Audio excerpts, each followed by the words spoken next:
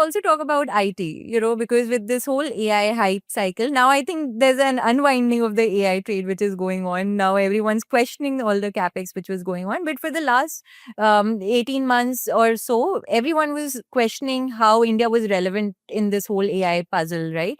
And now it seems to be working in India's favor in one sense, but the IT companies still are seeing a pretty much bloodbath in what's happening, right? How do you see the evolution of this space happening? Do you think they are safeguarded against AI disruption? So I think two things. Of course, no one knows for sure. I'll give you my thoughts. There are two ways to look at IT as a sector. One is fundamentally in its life cycle where the sector was. Even before a lot of AI noise 2 years back, if you look at the sector, generally at aggregate level, whether it is globally or locally, they were growing in single digit. So it's a mature sector. Of course, it's a hugely cash generating sector. It's high ROE, ROC sector, buybacks, dividends. So despite single digit earnings growth or little low double digit earnings growth at a sector level, they were trading at 20 PE. This narrative had just actually given people a reason to punish them more. They were actually coming down on growth. There was sideways growth movement in the sector. So it was no more growth sector, trading at upwards of 20 PE for most of the companies. When this happened, naturally, it's a transformational technology. Is going to make changes. But personally, this is my reading, my belief is it will be just like any other large technological change. First narratives, very fast, slow monetization, eventually significant cost reduction of technology, and then massive, basically, utilization or basically customers, whether it application enterprises or consumers taking up the technology. We have been in the first phase, where as the market realized there could be large profit pool that can get created here. So people have chased it to the hilt, chased that to the hilt.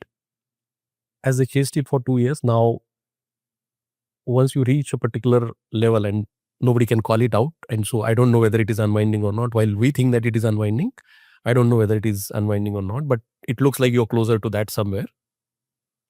The tipping point always has been in most of the cases where the company who's doing CapEx, the investor starting questioning the outcomes of that CapEx.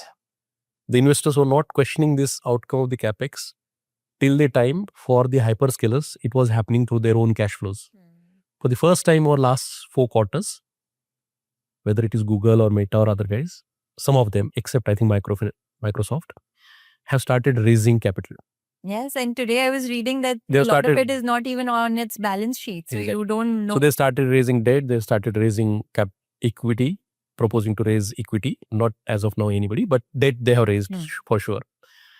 When you start doing CapEx, which is not out of your pocket, your money is not enough, you are borrowing and then investing, of course, and there is over-ownership, a fair bit of ownership, and there is valuation which theoretically cannot be justified. Then investors start questioning, okay, show me the outcomes. And outcomes, while they're picking up very, very fast, still the last number that I checked, the Anthropic and OpenAI, which are like 70-80% of total effective outcomes, they're running annual basically run rate of some $60 to $80 billion only. And on that also they're losing between $10 to $20 billion of cash losses. So clearly, in near term, on one side there is exuberance.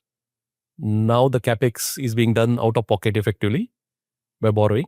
So investors are questioning, okay, show me the outcomes, and outcomes are still going to be slower. Yeah. And because people are also questioning the outcomes, right? Like Anthropic and OpenAI, for that matter. Everyone's talking about how they don't want to trust these LLMs with all their enterprise data. So then someone else has to do the implementation and application of it. Exactly. So like you would have also used it, and clearly it hallucinates a lot. So the enterprises are going to be slow in terms of implementing, because they need to first of all, they need to put in all their data in certain formats. Second, there are always issues related to compliances and risks and security. So people are going to be basically gradual. And it is no different in any technology. For example, just look at EV. 2 years back or 3 years back, I think calendar year 21 and 22, everybody made so much of noise that everything is going to be EV in next 5 years. But if you look at except China, which is roughly running at more than 50% EV, rest of the economies are actually adopting it much more gradually. And again, the same thing, is capital cost is not cheaper, and there are operational issues. So even in this technology, of course, this is far more transformational. So eventually, it will significantly change the way businesses are run. But for that, first the hallucination has to reduce significantly. The enterprises have to put their data in place properly, and the costs have to reduce significantly, which my sense will happen with time. So that's how we are looking at and that's where I'm also of the camp that at least from market perspective, it is going to unwind, and that's good for India because unfortunately, except the capital goods, electrical equipment companies, we had no plays on AI or ancillary AI.